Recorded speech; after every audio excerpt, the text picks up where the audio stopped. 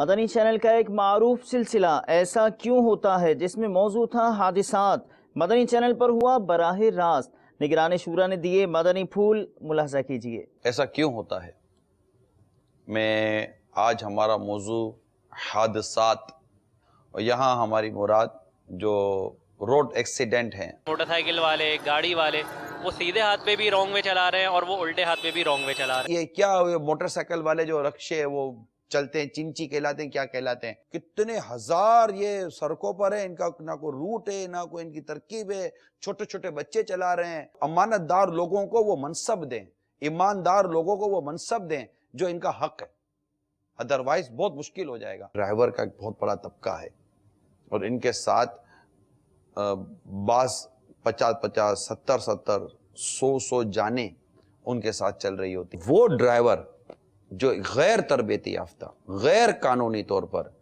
اور جو چلا رہے ہیں اپنی سواری، ان سواری کا سڑک پر چلنا بھی غیر قانونی۔ حادثات میں دنیا بھر میں کم و بیش، یہ سالانہ ایوریج ہے، ٹھیک ہے، 13 لاکھ کے قریب لوگ حادثے کا شکار ہو کر اپنی جان سے ہاتھ دھو بیٹھتے ہیں۔ تو فٹنس سرٹیفکیٹ کیا ہوتی ہے؟ گاڑی کے ٹائر صحیح ہونا چاہیے، بریکیں صحیح ہونی چاہیے، سیٹوں کا مناسب فاصلہ ہو، سیٹیں بہترین بنی ہو کہ کپڑے نہ پھٹے، آگے کا سسپینشن خاص کر جو پور کنڈیشن ہوتی ہیں اس کی وجہ سے بھی، کیونکہ ایکسل ٹوٹ جاتے ہیں اور وہ ایکسیڈنٹ کا باعث بنتے ہیں۔ جس ڈرائیور کو پبلک سروس وہیکل کو روڈ پر لانے کی ذمہ داری دے دی گئی، اس کو الاؤ کر دیا گیا، اس کو لائسنس دے دیا گیا، کس طرح لائسنس مل گیا؟ اس طرح کے شعبوں کے باہر اس طرح کے آپ کو ایجنٹ ملیں گے، بروکر ملیں گے، دلال ملیں گے، جو کہ مطلب کہ آپ کو بولیں گے ٹھیک ہے دے دو، اتنے روپے دے گا، اندر جائے گا، اندر جا کر سائنیں کرائے گا، سائنیں کرا کر آپ کو لا کر دے دے گا، پتہ نہیں آپ نے گاڑی لی ہوئی ہے کہ نہیں لی ہے،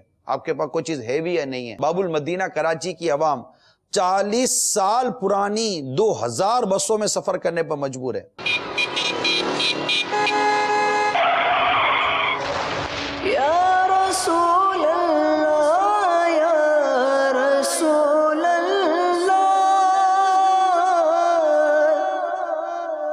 یہ دیکھیں میرے پیچھے یہ ڈبل روڈ ہے، گزشتہ دنوں یہاں پر ایک بڑا ہی خطرناک ایک حادثہ پیش آیا ہے۔ گاڑی کے نیچے سے ہم لوگوں نے بچوں کے پیس اٹھائے۔ میرے بچے کی کوئی کیفیت نہیں تھی، جو دیکھنے والی نہیں تھی۔ یا رسول اللہ یا رسول اللہ۔ ڈرائیور اور 2 بندے ساتھ تھے، وہ بھاگے یہاں سے۔ بھاگو گے کب تک؟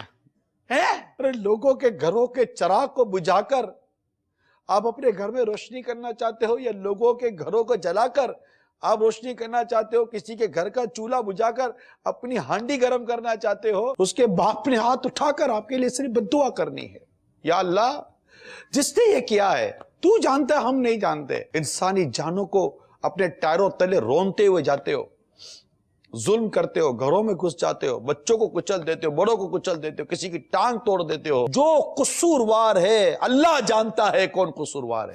ایک دوست پیپر دے کے واپسی آ رہے تھے تو ان کو ٹیکسی والے نے پہلے مارا تو وہ نیچے گرا، اس پہ واٹر ٹینکر ان پہ چڑھ گیا، تو 2 یا 3 دن ہاسپٹل میں رہنے کے بعد ان کا انتقال ہو گیا۔ ڈرائیور حضرات کیا کہتے ہیں ذرا سے سنتے ہیں۔ ایسے ڈرائیور بھی ہیں، نشہ بھی کرتے ہیں، کچھ نہیں بھی کرتے۔ کبھی ڈرائیور نیند میں ہوتا ہے یا سانپ، کوئی زیادہ تر تو نیند میں ایکسیڈنٹ ہوتے ہیں زیادہ تر۔ ہاتھ جوڑ کر ایک بار پھر مدنی التجا کرتا ہوں، ٹریفک قانون کو براہ کرم اس کو لفٹ کرائیے، اس کے مطابق چلائیے، تیز رفتاری سے بچیے، اپنی گاڑی اگر آپ کی سڑک پر آنے کے قابل نہیں ہے اس کو سڑک پر مت لائیے۔ عطار کا میں سگ ہوں سمجھو نہ در بدر ہوں، عطار کا میں سگ ہوں سمجھو نہ در بدر ہوں، کیا خوب میری نسبت، کیا خوب میری نسبت، کیا خوب میری نسبت، عطار کی بدولت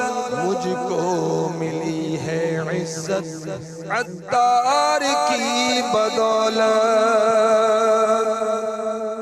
نگران شورا نے جو ہماری تربیت کی، اس کے متعلق ہم لوگ اپنے ڈرائیوروں کو کہہ دیں گے کہ وہ اپنی گاڑیاں صحیح سلامت چلائیں اور وہ اپنا جو ہے نا فٹنس وغیرہ جو بھی ہے سیٹنگز سیٹ رکھیں۔ ہم لوگ کو ڈر محسوس ہو رہا ہے، نگران شورا کا بیان سنا ہم لوگ نے، جان سمجھو کانپتی ہے۔ ہم لیٹ چلے جائیں گے، کبھی نہ پہنچنے سے لیٹ جانا ہمیں منظور ہے، اور انشاءاللہ ابھی دوران ڈرائیونگ نہ موبائل کا استعمال کریں گے۔ اور نگران شروع کا بیان سنا ہے، اور اللہ تعالیٰ ہمیں ہدایت کرے اور اس پر عمل کرنے توفیق عطا فرمائے۔